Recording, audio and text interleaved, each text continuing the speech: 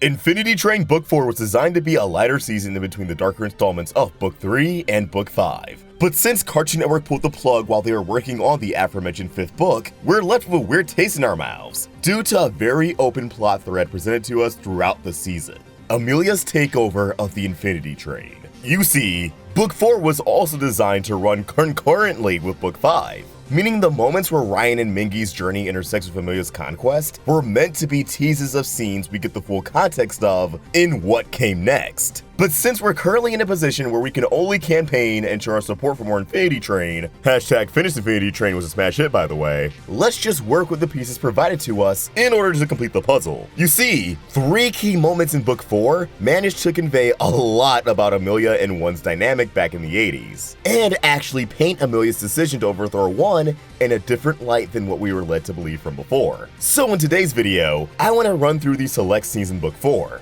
looking into the deeper context, and get a better idea of Infinity Train's bigger picture. Because as much of a homie One was in Book 1, I think Grace and Simon may have been a teeny bit correct about him being an evil little robot in Book 3. Spoilers ahead. And as always, to stay in the loop with all things animation, please be sure to subscribe to the Roundtable with notifications on, and give this video a like. This is how it always begins.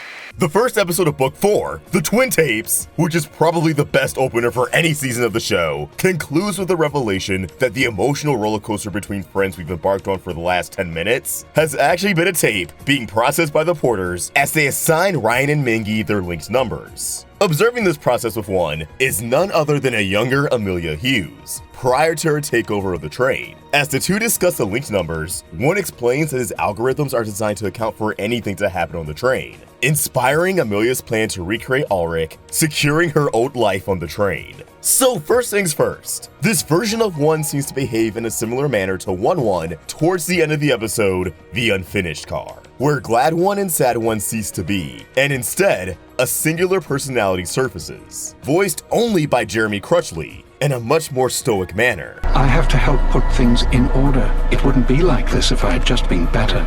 And here, instead of 2 white dots present on his black strip, of course, there's only one, as Glad One and Sad One have yet to exist. A major difference between One and One boils down to emotion. Glad One and Sad One are naturally grounded in different emotions. I mean, hell, it's in their names, which not only allows One to connect with different passengers like Tulip, but the passengers can also connect with him. After all, going back to the Unfinished Car, Tulip was able to talk him down. Here, however, One puts mathematics above everything else. To him, the train and the growth of the passengers is truly a numbers game. In a very real sense, we're just numbers to him. Number.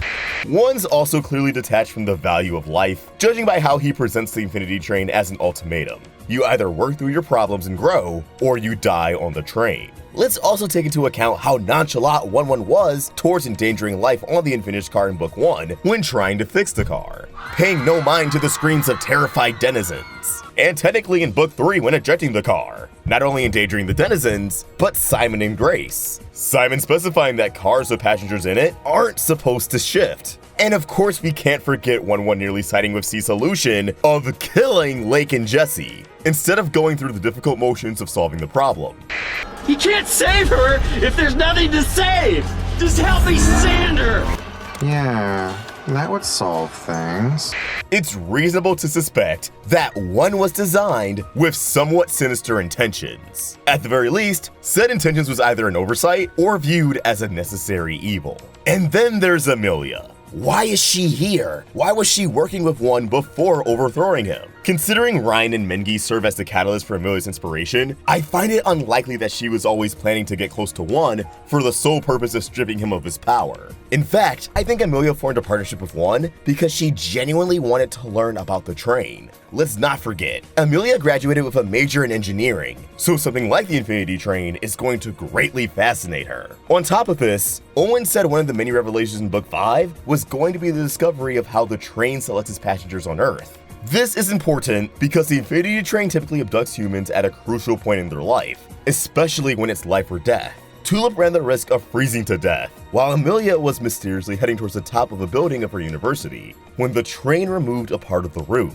alluring her further. Reading between the lines, the train abducted Amelia because she was heading towards the top of the roof to take her own life. Following the death of Ulrich, she was planning to commit suicide. With that grim reality in mind, it's likely that Amelia kept the conditions of her admission in mind when she first began to traverse the train. Somehow, she managed to cross paths with One. If I had to guess, she made it to the engine through the same arrangements that Tulip made it to the engine. An encounter and assistance from Samantha the cat. It also wouldn't surprise me if Amelia was the first passenger to give One a barrage of questions about the inner workings of the train on a technical level. Most passengers would probably just freak out and beg One to send them home. But Amelia is different in the sense that she has no desire to return home. The train, even now, has yet to respark any will to live on Earth. So effectively, Amelia would be an anomaly of a passenger, piquing One's interest enough to take her underneath her wing. Maybe he was even in the process of integrating her as a new member of the train's staff, so to speak, a position she fulfills in Book 3.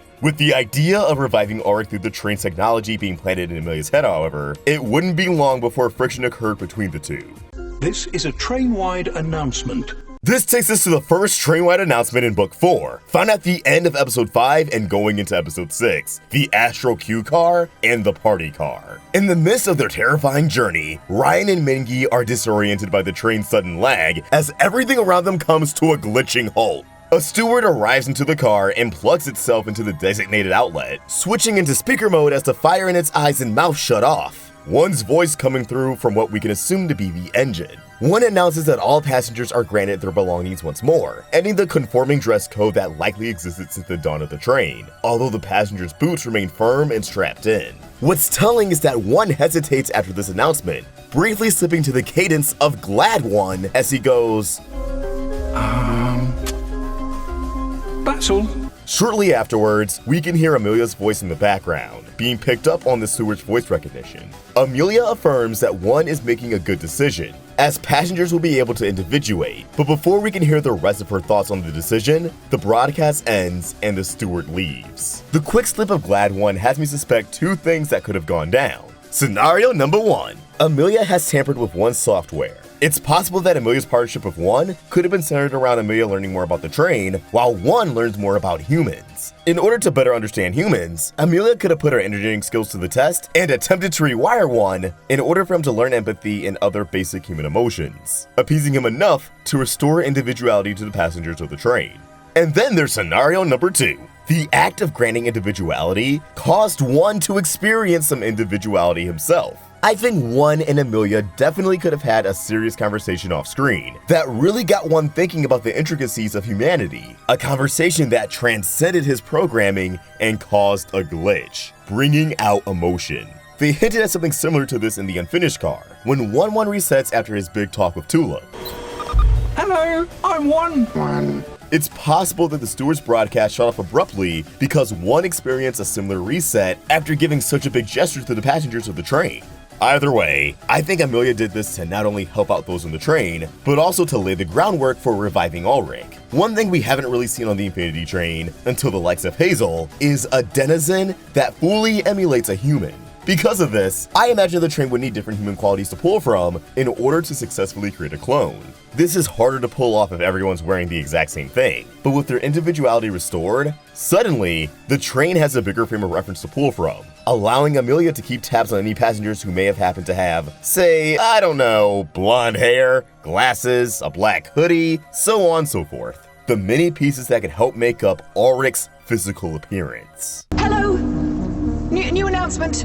However, something bad must have happened between Amelia and One after this first announcement, because we get a second announcement from Amelia in the castle car that's much less composed. This steward violently smashes into the car, as a panicked Amelia informs the passengers that you're all on your own now, before pausing and correcting herself stating, we're all on our own, as if someone else was in the room and talked her through the moment. struggling to control the various stewards, before inputting various commands that force not just the steward before Ryan and Mingi, but the multiple stewards on the train, save for one, to release the passengers of their mysterious boots and self-detonate. What the hell is going on here? Well, I have a theory. Amelia getting into an argument about reviving Ulrich couldn't have been the only thing that led to a moment where she sounds scared. While this was definitely moments before or after she overthrown One, I think this action actually had the best interest of the passengers in mind. We're not exactly sure of the purpose of these boots, only that they can force a passenger to stick to the ground during train maintenance or announcements. Basically, whenever one desires. But considering One's implied murderous tendencies, something must have happened that greatly disturbed Amelia, to the point where she felt One could no longer be conductor without endangering everyone on the train.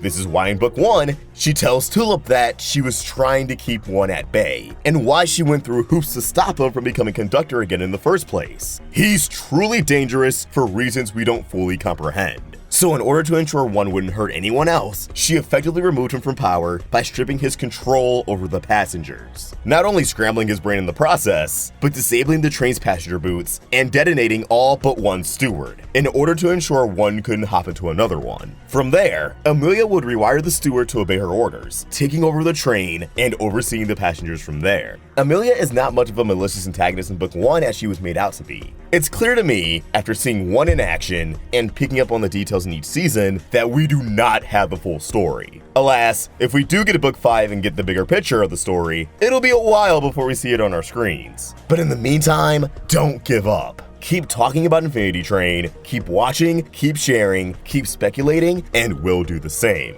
That being said, what do you guys think? What are your thoughts on the significance behind these announcements? Let us know your thoughts in the comments below, or tweet them at Roundtable Vids, and you can find me at Dr. Fox on both Twitter and Instagram. Special thanks to JANKYBONES for creating a phenomenal thumbnail. For more of their amazing art, you can find them on Twitter and Instagram at BoneJanky, Tumblr at JANKYBONES, and subscribe to their YouTube channel. Links down below in the description.